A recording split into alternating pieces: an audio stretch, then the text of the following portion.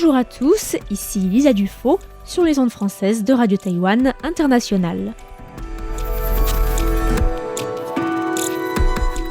C'est l'heure de la revue Asie-Pacifique, une sélection de sujets d'actualité alternée d'émissions thématiques sur l'Asie-Pacifique.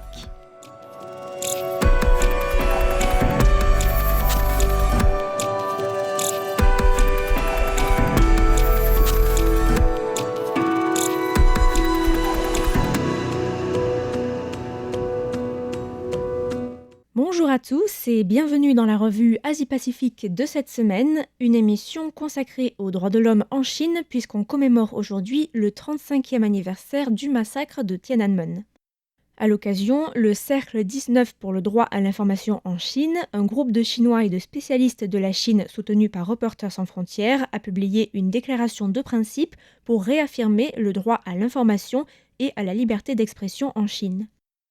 Le nom du groupe est directement tiré de l'article 19 de la Déclaration universelle des droits de l'homme de 1948 qui proclame le droit de chercher, de recevoir et de répandre les informations et les idées et dont la Chine est signataire. Pourtant, la Chine se situe aujourd'hui à l'avant-dernière place du classement mondial de 2023 de la liberté de la presse de l'ONG Reporters sans frontières. En revanche, elle obtient la première place en termes de répression de la liberté de la presse, puisqu'on compte actuellement 106 journalistes détenus, toujours selon les chiffres les plus récents de RSF. Le Cercle 19 est notamment composé de professionnels des médias comme Zhang Ping, qui a exercé en Chine pendant 20 ans avant de s'exiler en Allemagne et que j'ai pu interviewer à distance. Zhang Ping a notamment travaillé pour le Southern Weekend Newspaper à Guangzhou, un des médias relativement plus critiques du pouvoir, même s'il m'a expliqué que les petits espaces de liberté jadis autorisés avaient été, depuis son départ en Chine, presque réduits à néant. La pression des autorités, c'était tous les jours. Des messages, des directives ou des appels téléphoniques de la part du département de la propagande. Il fallait faire avec. On essaie d'identifier ce qu'on peut dire ou pas en nous basant sur notre expérience, mais aussi sur notre courage. Car, en réalité, on ne pouvait pas vraiment savoir ce qui nous arriverait. Je me suis donné une sorte de mission qui consistait à repousser les limites de la liberté d'expression en Chine. J'ai essayé encore et encore d'écrire sur des sujets sensibles, mais j'ai fini par franchir la ligne et j'ai été licencié. Puis je suis allé à Hong Kong pour établir un nouveau magazine qui couvrirait des sujets politiques et sociaux en Chine, mais le gouvernement hongkongais a refusé de m'accorder un visa de travail. C'est pire maintenant. Le gouvernement chinois exerce un contrôle de plus en plus strict, avec des méthodes de plus en plus nombreuses. Les nouveaux médias permettent de nouvelles méthodes d'échange, mais c'est aussi autant de nouvelles méthodes pour le gouvernement chinois de contrôler l'information. Zhang Ping a aussi insisté sur le fait qu'avant toute forme de censure gouvernementale, c'est l'autocensure des journalistes qui est la plus forte en Chine. Ceux qui s'intéressent à la Chine et qui peuvent lire le mandarin continuent de lire les médias officiels et les communiqués de presse du gouvernement, plus pour tenter de lire entre les lignes que pour obtenir des informations fiables.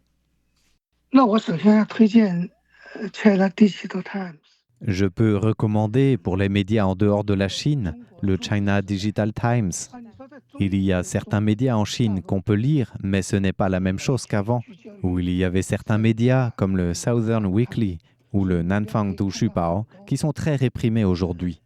Mais certaines personnes insistent et continuent à écrire certaines choses. Mais le China Digital Times s'intéresse de près aux sujets liés à la Chine depuis plus de 20 ans et parle beaucoup des médias, de la censure et des personnes qui résistent à cette censure. Ce journal a 2 versions, en mandarin et en anglais.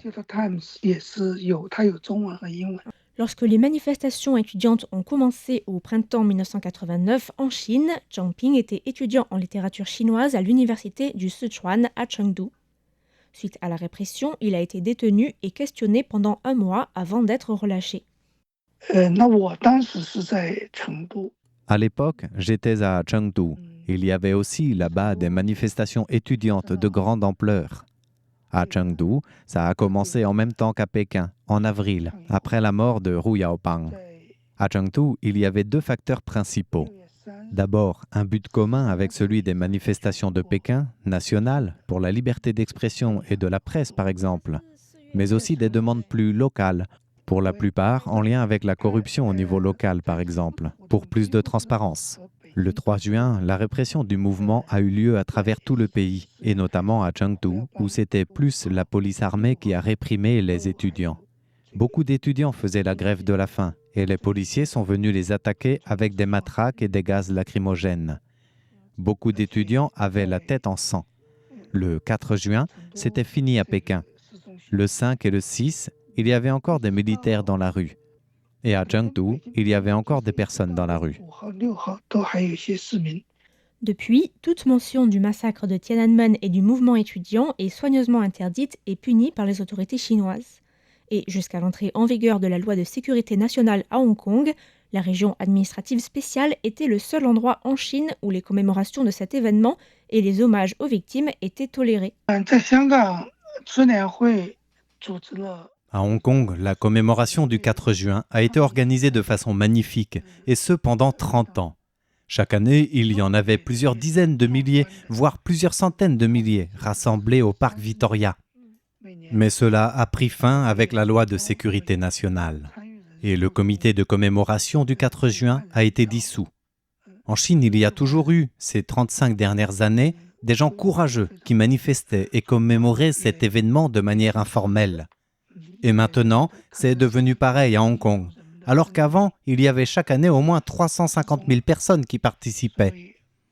J'y ai participé plusieurs fois, et pour moi, c'était bouleversant de voir ça.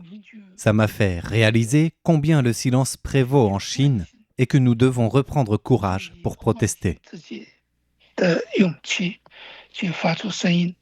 La déclaration de principe du Cercle 19 rappelle que malgré le contrôle de l'information et la répression, la Chine connaît périodiquement des mouvements populaires qui réclament l'exercice du droit à l'information, comme par exemple la manifestation de solidarité pour le Southern Weekly en 2013 ou encore les manifestations des Feuilles Blanches en 2022.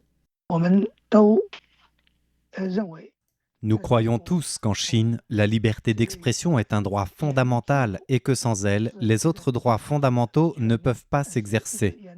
Avec le contrôle des médias et de la liberté d'expression, le PCC fait tout ce qu'il peut pour contrôler la société.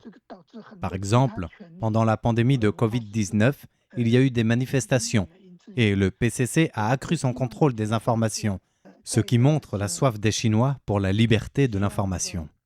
Nous voulons l'application du droit à l'information et contrer la propagande du PCC. Et nous voulions aussi résister face aux firewalls mis en place par le PCC et fournir de l'information aux plateformes de médias en langue chinoise, une information fiable sur la Chine, et la promouvoir dans le monde entier. La déclaration rappelle également que la pénurie d'informations fiables prive le public du plein exercice de ses droits civils et politiques, ce qui empêche de mener un débat public sain nécessaire pour dénoncer les abus de pouvoir et traiter des questions sociales. Elle permet également au parti de se soustraire à son devoir de transparence et de responsabilité. Cela peut se voir très concrètement sur le plan environnemental et sanitaire. On pense par exemple au scandale du sang contaminé dans les années 90 qui a mené à la contamination au VIH de centaines de milliers de personnes dans les campagnes chinoises ou encore aux diverses manifestations organisées pour des causes environnementales comme par exemple les manifestations de juin 2019 à Wuhan où les habitants ont protesté contre la construction d'une usine de valorisation de déchets. Les manifestations ont été violemment réprimées mais ont tout de même abouti à l'arrêt du projet. Le problème de l'environnement est très important en Chine, et l'environnement est considéré comme un problème qui n'est pas purement politique, mais vraiment lié à la survie des gens, à leur santé. Donc les manifestations pour l'environnement sont relativement tolérées. Il y a donc une forme d'espace pour ce genre de manifestations, mais on ne peut quand même pas dire que la liberté d'expression existe, et les conséquences du manque d'information peuvent être très graves. Zhang Ping, qui vit désormais en Allemagne, fait un parallèle entre la chute du mur de Berlin en 1989, symbole de la fin de la guerre froide, et la Chine où le Parti communiste chinois a, la même année, érigé comme un immense mur, le grand firewall qui empêche la libre circulation de l'information sur l'Internet chinois, mais aussi les échanges culturels. Il estime en effet que ce grand firewall divise la société entre les Chinois et le reste du monde, décrète une division entre culture chinoise et culture occidentale, et même une division politique entre les soi-disant Ouest et Est. Une rhétorique utilisée par le Parti communiste chinois pour faire croire que la démocratie serait un concept occidental, un cheval de Troie de l'Occident pour imposer ses valeurs au monde et notamment à la Chine. C'est pourquoi la déclaration du Cercle 19 affirme que le droit à l'information est un principe universel, profondément ancré dans les traditions de la Chine et figurait d'ailleurs au cœur des revendications exprimées au début du XXe siècle par les mouvements humanistes chinois des Lumières et du 4 mai. Les dissidents politiques chinois n'ont, pour la plupart, pas l'opportunité de protester, que ce soit par la création d'organisations, de partis, etc. Ils ne peuvent même pas marcher pacifiquement dans la rue pour faire entendre leur opinion. Même les gens qui s'expriment sur Internet, qui écrivent des articles, sont réprimés et parfois emprisonnés. C'est pourquoi l'expression est si importante. C'est pourquoi des spécialistes et des gens des médias chinois se sont rassemblés pour créer Circle 19 pour la liberté d'expression. Car le droit à l'information est un droit inaliénable du peuple chinois. Le gouvernement chinois se sert continuellement du firewall pour créer et justifier l'existence d'une civilisation orientale aux caractéristiques chinoises qui serait opposée à la civilisation occidentale, qui comprend même les démocraties d'Asie, comme Taïwan, la Corée du Sud et le Japon. On arrive déjà à la fin de cette émission, mais vous pourrez également écouter cette semaine, dans la rubrique Décryptage, le reportage sur la commémoration du massacre de Tiananmen organisé aujourd'hui à Taipei. Merci à tous pour votre écoute et à bientôt sur Radio Taïwan International.